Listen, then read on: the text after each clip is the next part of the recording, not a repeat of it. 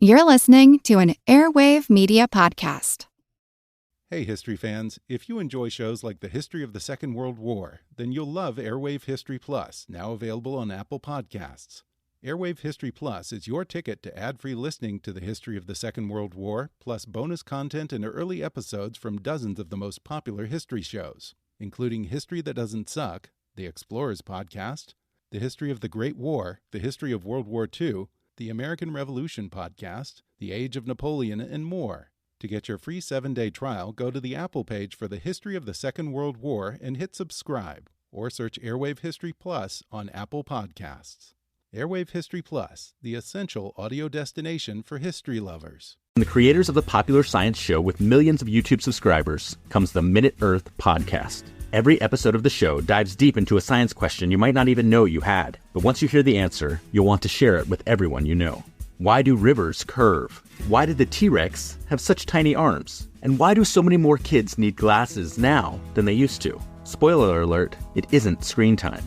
Our team of scientists digs into the research and breaks it down into a short, entertaining explanation, jam-packed with science facts and terrible puns. Subscribe to Minute Earth wherever you like to listen. Hello everyone and welcome. For the interview you are about to hear, I spoke with Suzanne Rico, who has released a new podcast called The Man Who Calculated Death. It released a few days ago, and the first episode is available now.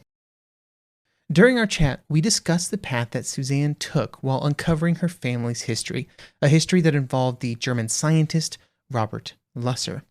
I found the conversation interesting because Suzanne was working through a problem that is in no way unique to her or her family.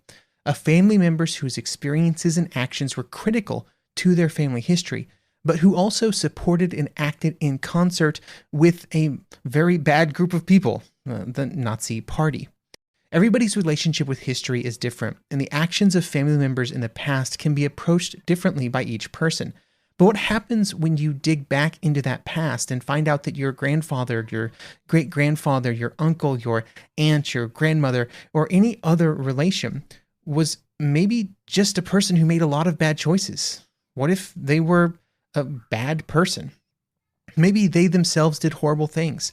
Or even, if you're charitable, maybe they supported a horrible, violent regime, but in a passive way. I don't think that there's a perfect answer to that question of how you should react or how other people should react. Even if you abhor their actions or their beliefs, they are still a critical part of your own history and an essential part of your family's story. So with that, let's jump into my conversation with Suzanne about her podcast, her research, and a little bit about her family history. This is a story that begins with a dying wish. One thing I would like you to do. My mother's last request that my sister and I finish writing the memoir she'd started about her German childhood, when her city burned and her father designed a secret super weapon for Adolf Hitler. Deutschland, Sieg heil! My grandfather, Robert Lusser, headed the Nazi project to build the world's first cruise missile, which terrorized millions, ripped his family apart, and left a legacy that dogged my mother like a curse. I think Mom often felt like she suffered, that's what she deserved. Because her dad was a Nazi scientist. And see what happened to the family? My mom always seemed to be haunted by a question shrouded in time. Who bombed a remote Bavarian farmhouse at the end of the war and killed her mother? And why? She had some secrets. Mom had some secrets. She did. All we have to go on is the dusty family legend that the attack was British revenge for my grandfather's flying bomb. My experience, even with secret projects, is nothing stays secret forever. The odyssey to finish the twisted story our mom ran out of time to tell takes us deep inside our own ancestry, to the dark intersection where family history and world history collide. It was something even a nightmare cannot repeat. I'm Suzanne Rico. Join my sister and me as we search for the truth behind our grandfather's work, solve the mystery of our grandmother's death, and for the first time, face the ghosts of our past. Jeez, who is he? Listen to The Man Who Calculated Death, exclusively with Wondery Plus.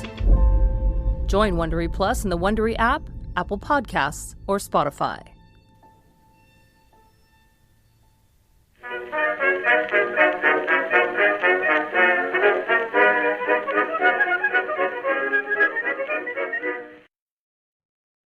Hello, everyone, and welcome to another History of the Second World War interview. Today, I'm joined by Suzanne Rico, the creator of the upcoming podcast, The Man Who Calculated Death. Suzanne, how's it going? It's great to be here, Wesley. Thanks for having me. And thank you for joining me. Now, most of the people I interview for this podcast are historians, or they're writing their dissertations, or something like that. But that is not at all your background. So I guess the best question to start with is, what is The Man Who Calculated Death?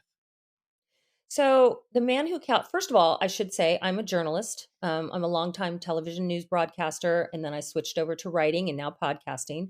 So I have always done stories about other people, right? I mean, that was my career. And when my mother died in 2013, her dying wish was that my sisters and I finished this memoir that she had started about her childhood in World War II Germany. So for the first time, I had to move the lens and point it straight at myself.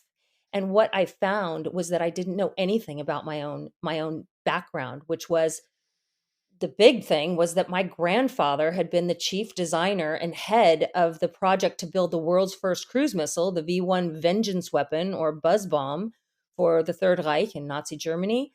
And I realized I didn't know anything more than what my mom had briefly told us as children. And so when I tried to finish her memoir and help her out with that, posthumously, I realized that the only way that I could really do that was to get to know him first and to ask the really hard questions about what he did and what the cost of that weapon was, and try to get into the mind of a dead man and ask, did he have any regrets? Was he an ideological Nazi? All of these questions that nobody wants to ask of their own grandfather, But so The Man Who Calculated Death is a story based around my grandfather, who did some amazing things militarily and aeronautically in World War II.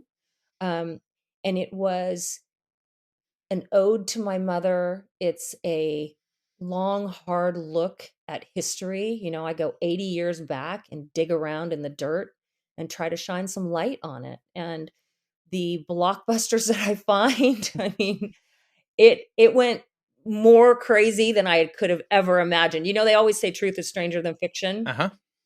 The Man Who Calculated Death certainly proves that true. Absolutely. So it's very common throughout sort of my years of doing podcasting, where I get kind of contacted by people who have a vague idea that their grandfather or their great uncle or was involved in World War II, and they don't necessarily have a lot more information. And that kind of sounds like where you started your investigation.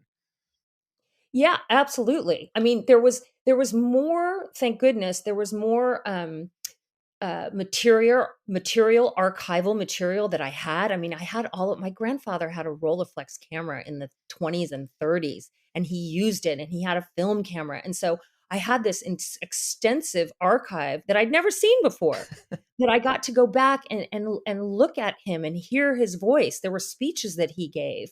I mean, think about this. This was 100 years ago. There was an extensive photo archive, of him with the V1. There was a story that he wrote in his own words of creating this cruise missile. And so it was like really a walk back in time. But I think the point of your question is one thing that I saw is like you kind of bust myth after myth. Like you've heard these stories your whole life. One of the legends of my family, sort of the cornerstones. I don't want to be spoilers, Wesley, so I'm not going to tell. That's fine. That's fine. My grandmother was killed mysteriously and violently and suddenly right before the end of the war. And the legend in my family was always that my grandfather's work was the reason that she was killed. And so that is that took me a year and a half, that investigation, to go back and find out, is this true or not? And truly that one blew my mind.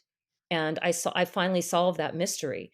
But, history is interpretive to a certain extent, right?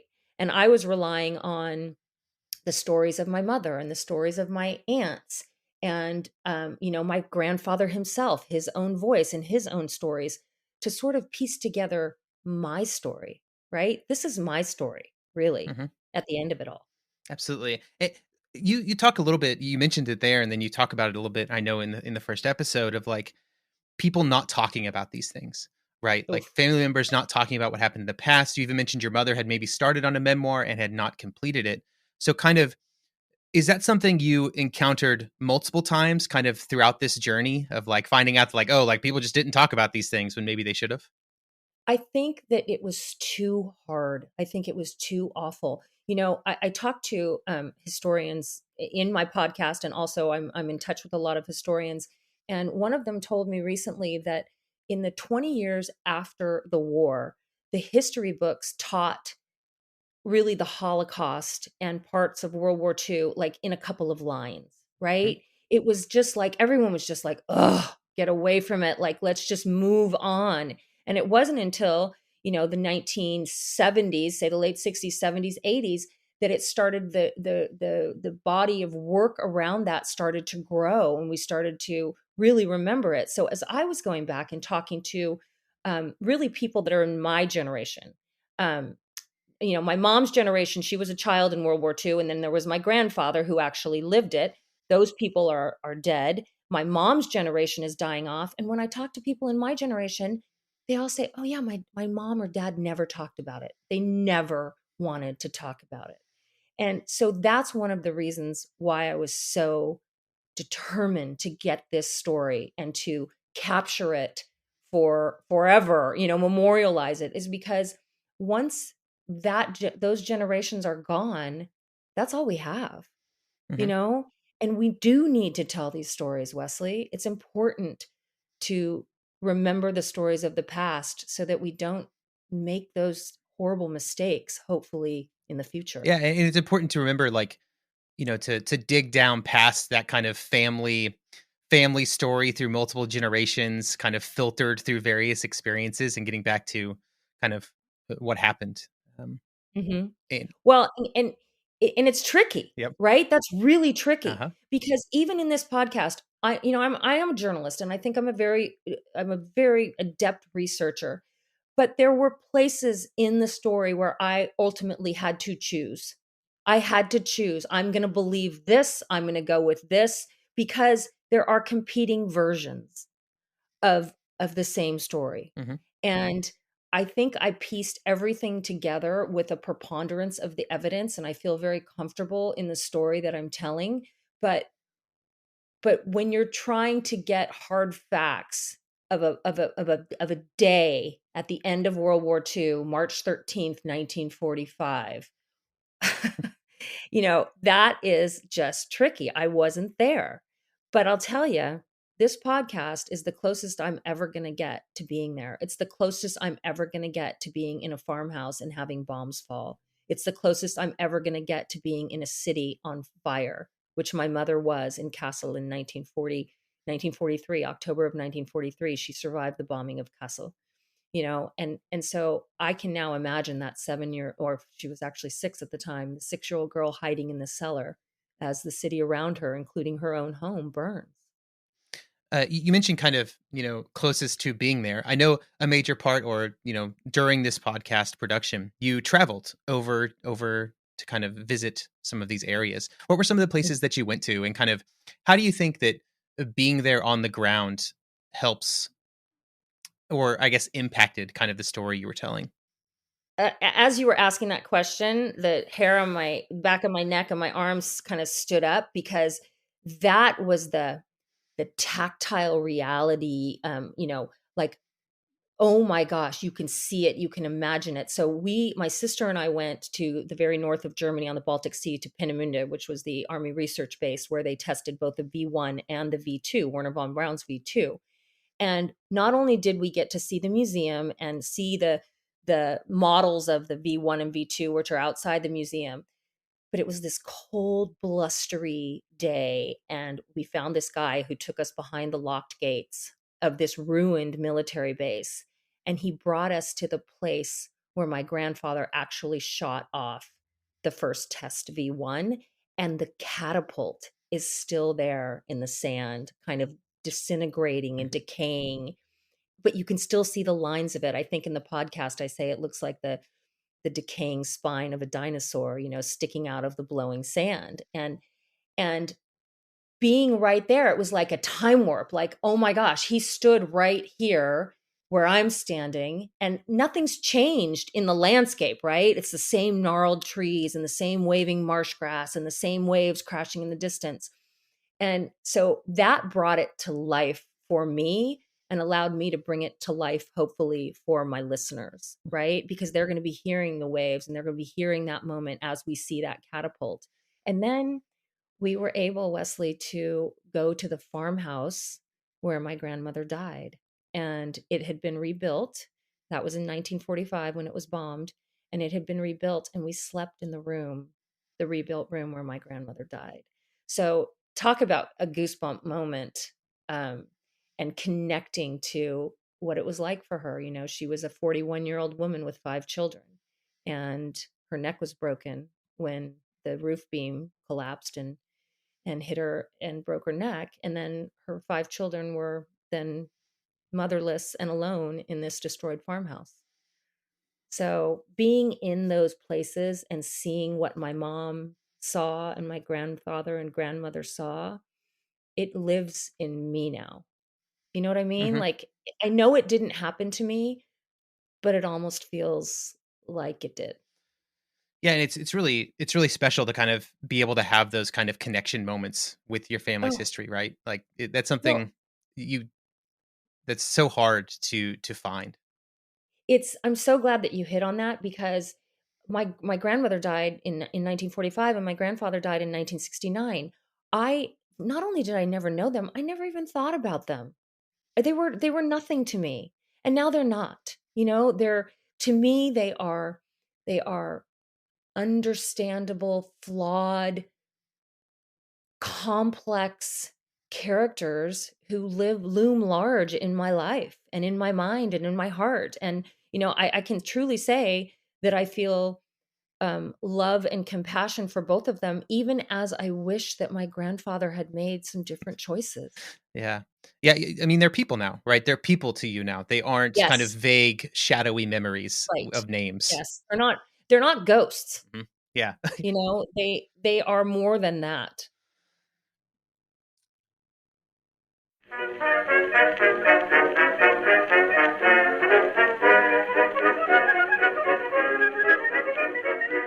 Want to learn how you can make smarter decisions with your money? Well, I've got the podcast for you. I'm Sean Piles, and I host NerdWallet's Smart Money Podcast. On our show, we help listeners like you make the most of your finances. I sit down with NerdWallet's team of nerds, personal finance experts in credit cards, banking, investing, and more. We answer your real-world money questions and break down the latest personal finance news. The nerds will give you the clarity you need by cutting through the clutter and misinformation in today's world of personal finance. We don't promote get-rich-quick schemes or hype unrealistic side hustles. Instead, we offer practical knowledge that you can apply in your everyday life. You'll learn about strategies to help you build your wealth, invest wisely, shop for financial products, and plan for major life events. And you'll walk away with the confidence you need to ensure that your money is always working as hard as you are. So turn to the nerds to answer your real-world money questions and get insights that can help you make the smartest financial decisions for your life. Listen to NerdWallet's Smart Money Podcast wherever you get your podcasts. 400 years ago, a trio of tiny kingdoms were perched on some damp islands off the coast of Europe. Within 3 short centuries, these islands would become the centre of an empire which ruled a quarter of the globe and on which the sun never set. I'm Samuel Hume, a historian of the British Empire, and my podcast Pax Britannica follows the people and events that built that empire into a global superpower. Listen to Season 1 to hear about England's first attempts at empire building, in Ireland, in North America, and in the Caribbean, the first steps of the East India Company, and the political battles between king and parliament. Listen to Season 2 to hear about the chaotic years of civil war, revolution, and regicide, which rocked the three kingdoms and the fledgling empire. In Season 3, we see how Lord Protector Oliver Cromwell ruled the powerful Commonwealth and challenged the Dutch and the Spanish for the wealth and power of the Americas and Asia. Learn the history of the British Empire by listening to Pax Britannica everywhere you find your podcasts, or go to pod.link/pax.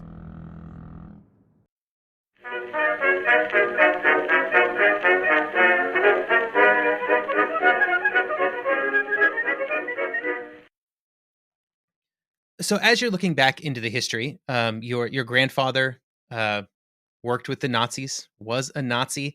The Nazis were not good people. They were varying degrees of not good people. And so sort of what did you find about your grandfather's relationship to the Nazi Party, to the German war effort, and to kind of the less savory, I guess, events of the war years? He was definitely a player. He knew who was buttering his bread. He was an aeronautical engineer. He was a race pilot in the 1920s. He made sport and touring planes, and he was by all accounts, a brilliant engineer and a brilliant pilot, right?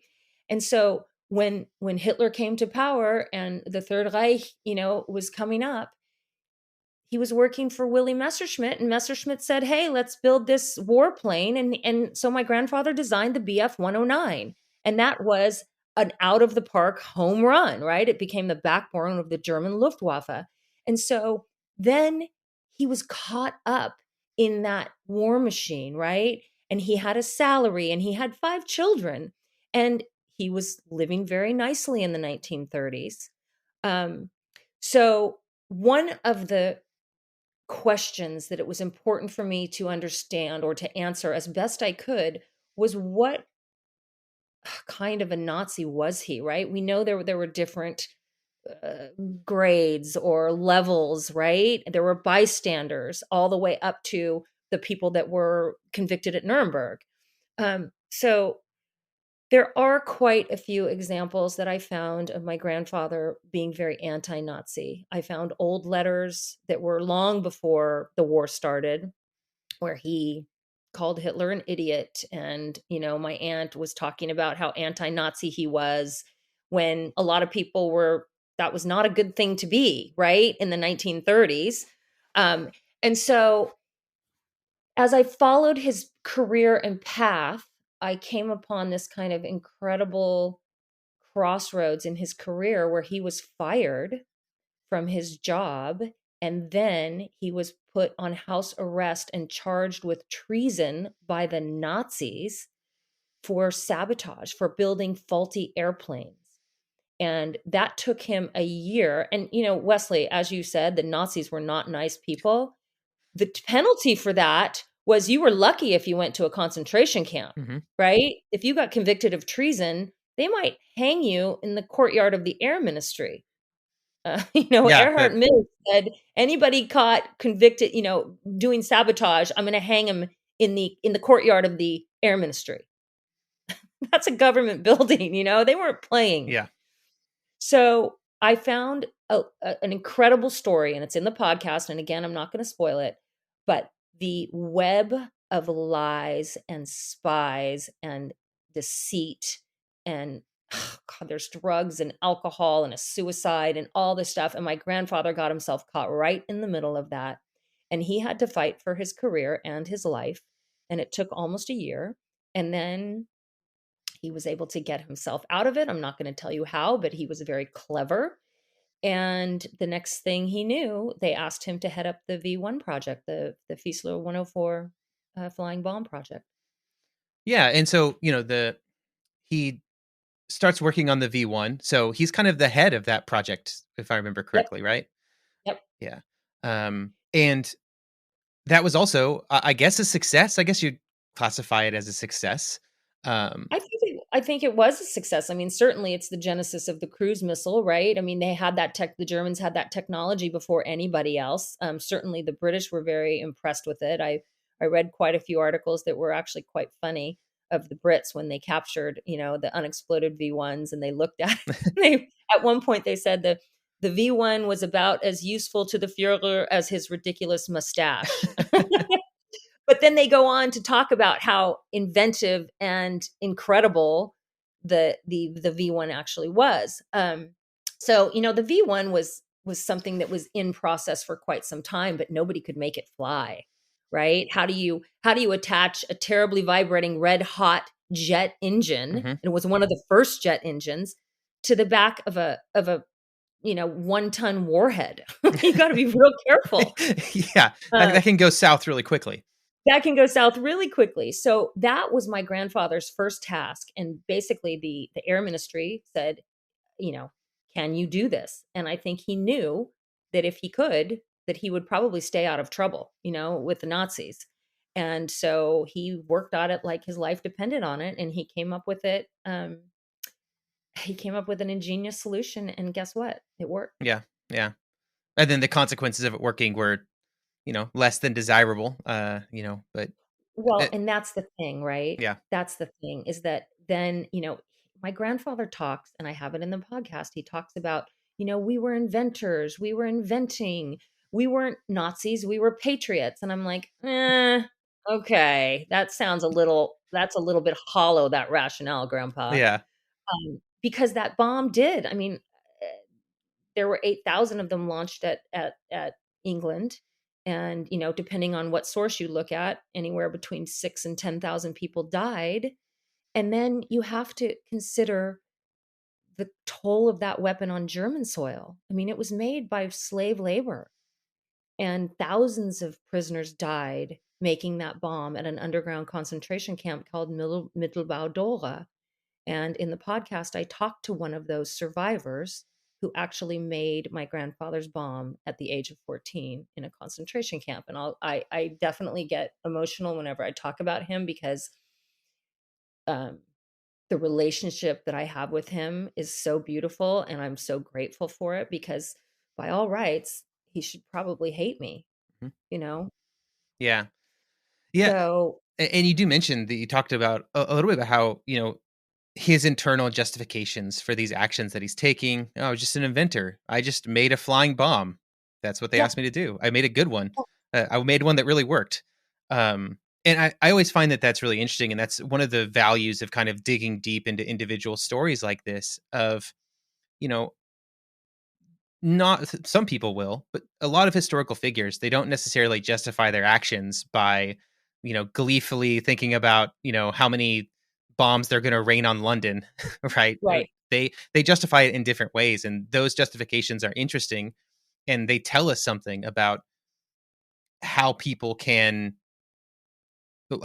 respond to these kinds of situations. Mm-hmm. Well, so you're bringing up a point of armchair quarterbacking, right? Mm-hmm. And like, if one of the things that was a slippery slope for me that I had to be very, very careful was putting myself in his shoes and saying, what would I have done?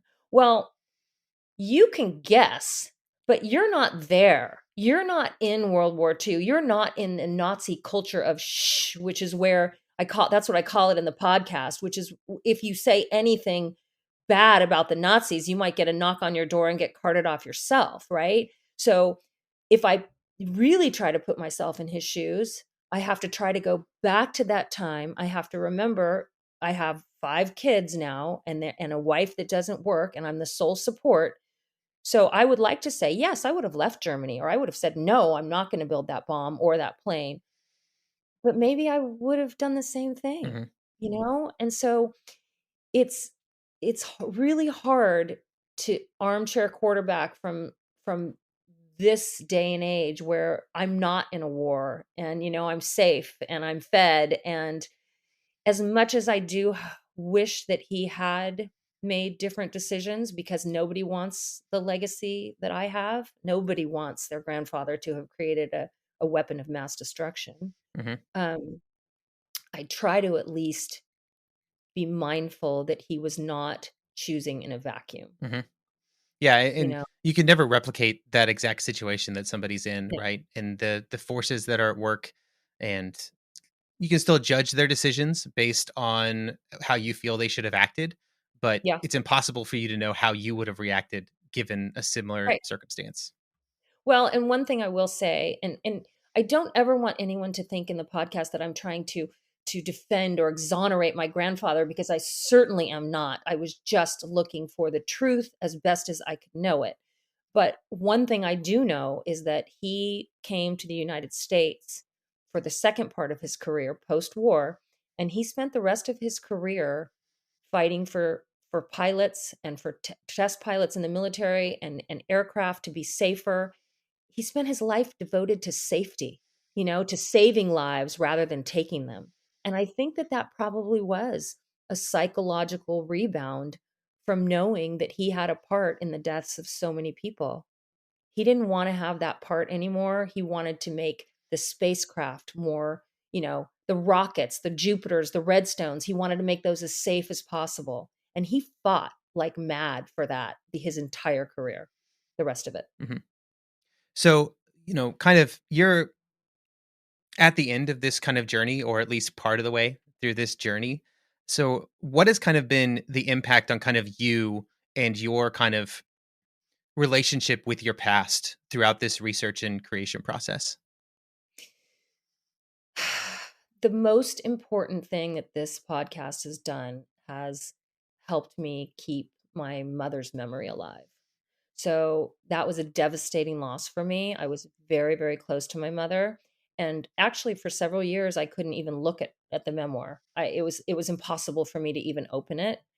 And again, I get emotional when I talk about my mother, because I feel like she would be really proud of me. And I feel like she would find that all the effort and years of my life that I have put into this project are worthwhile, because there's a saying that you may have heard. There's lots of variations of it, but that we all die 3 deaths. And one is when your heart stops beating, one is when your body is consecrated to the grave or cremated, and then the third is when nobody remembers to say your name. And that is really valid, and it resonates with me, because if we don't remember the people that we've loved and lost, that's when we truly lose them. So if I don't speak about my mother and my grandfather and her trials and tribulations in World War II Germany and let my children know, they're never going to know her, right? I mean, they were 4 and 6 when she died. So they have been such a part of this podcast because I've produced it at home. And so they've listened to it so much that they talk as if they know her and know my grandfather. And that's a beautiful, beautiful thing to me. And it's brought me closer to my mother in death. And I feel her sitting right on my shoulder saying, keep going, honey. It's frustrating and it's hard, but keep going. One of the interesting things that you kind of touch on a little bit in the first episode is kind of the legacy, right, of these people, and how their actions then impact not just themselves and not just the people around them. Like we've talked about some of the horrible consequences, right, of some of your grandfather's actions, but those actions and him as a person, he has a lasting legacy throughout the years, right, and through your family. So Mm-hmm. As you're kind of looking back through this history, and kind of, has it caused you to reevaluate maybe some of the assumptions you made about sort of your family in those years after the war, and kind of how his actions maybe impacted your family and then also yourself? Very much so. So I as I said earlier in the podcast, I said that my mom didn't talk much about my grandfather. So she would say he was a genius, and we would be like, okay, whatever. He looked like a boring mathematician in the one picture that was on our wall. And because my mom didn't say much about him, and when we got older, she really just, whatever she said about him made us realize that it was so distasteful to her to talk about it that we just didn't really ask, right? But the way that I've gotten to know my grandfather through the podcast is he did some incredible things and sacrificed a lot after the war, especially, after he didn't have a job and after my grandmother was killed and he was, taking care of these 5 kids, he fought to keep his family together and he fought to feed them. And he worked as hard as he could to come up with he was an idea guy, right? He was an inventor. I mean, after the war, it was one pretty good idea after the next. Now they were hard to implement, right? So he came up with, his first idea was to come up with making multiple convertible furniture, right? We all think about the lazy boys and all that stuff. They're normal now, but back in that day, you didn't have a bed or a chair that made into a bed. Well, he made those, right? Mm-hmm. That was like his idea. And he couldn't sell them because who wants to buy a beautiful, what a silly thing.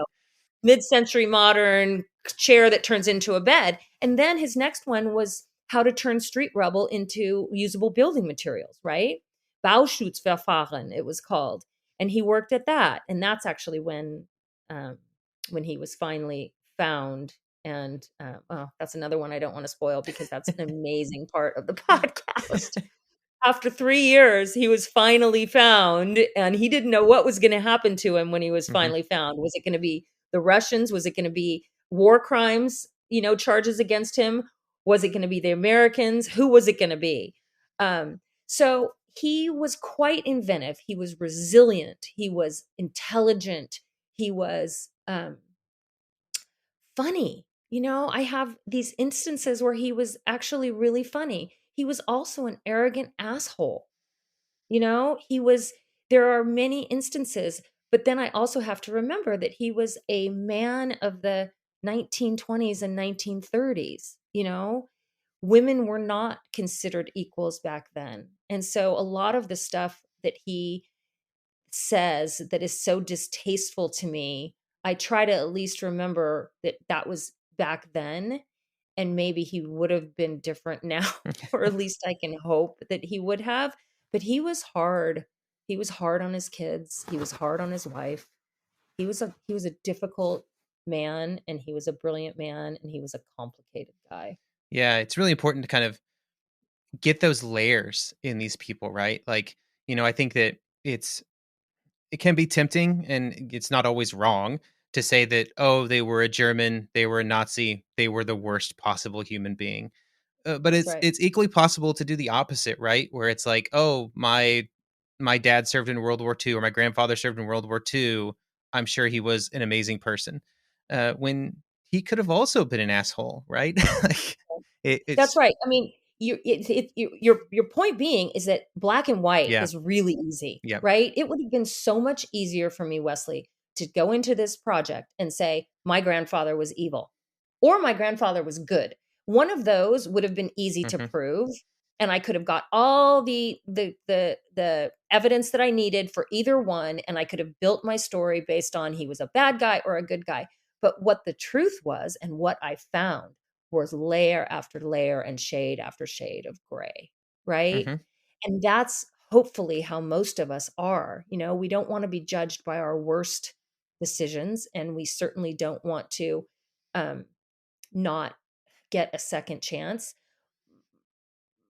Again, I don't want to seem like I am defending him, but there are enough nuggets of information, including his inch-thick CIA file, the report that they did before they could clear him to have the top secrets of the United States, where he did try to, save his Jewish engineers. He brought them back when he could and said, I need them, I mean, was he doing it because he really needed them or because he was I don't know, but there were lots of little nuggets like that. And, I sort of grasp onto those. I grasp onto those because those make me hopeful that maybe he wasn't the worst of the worst. We've spent most of our time talking about your grandfather for obvious reasons, but I know that your grandmother also plays a really important role in the story. Could you talk about her and her experiences a little bit? It makes me feel one of the most important characters in this is my grandmother, who died at 41. And she's like the forgotten kind of, I think, hero in some ways of this story, in that she was the one who was at home with the kids. He was off working. I mean, they put him in a requisitioned castle, with his whole team, that was this huge place, and they were able to work there, and nobody was going to bomb a castle out in the middle of the countryside. And my grandmother, meanwhile, is in the city of Kassel, which is where his company was located. And the bombs are coming down and the air raid sirens, and you've got to run to the cellar and pull blackout curtains and all of that. And I found that she really did start to disintegrate in those times. She went into what we know now is depression, but back then we didn't know. And she didn't have anybody else, and she was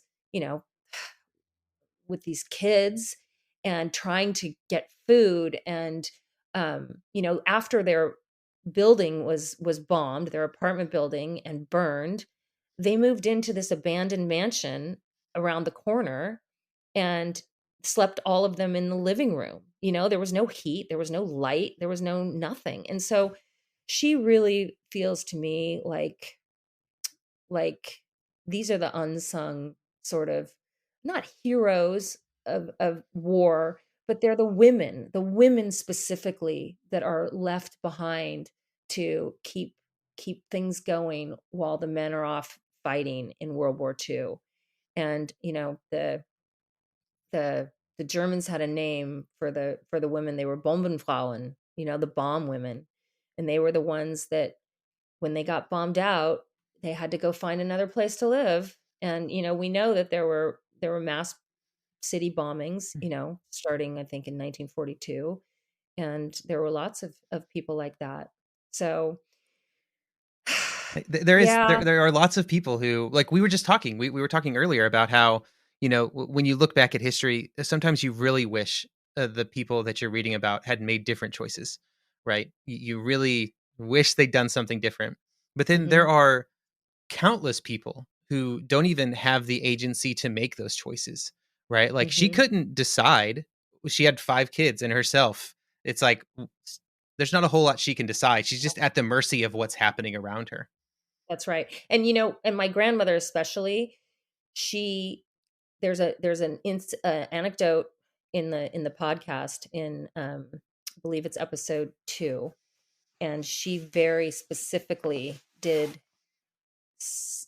worked as hard as she could to keep her children out of the Nazi clutches, both at school, both culturally, from the influence from, I'm not going to say, I'm dancing around it right now because I don't want to tell the actual story, but it's a really emotional, impactful story about what she did. She knew what was right, and she tried to implement it as much as she could, yet they still burned red candles in their window, which Hitler required everyone to do. And if you didn't do that, then they would go and tell the neighborhood watch on you, So, I mean, God, can you imagine having all of those forces at work, and you're trying to just, get by day to day? Would prefer not to. Right. Right. We don't want to imagine that, because it's really anxiety provoking.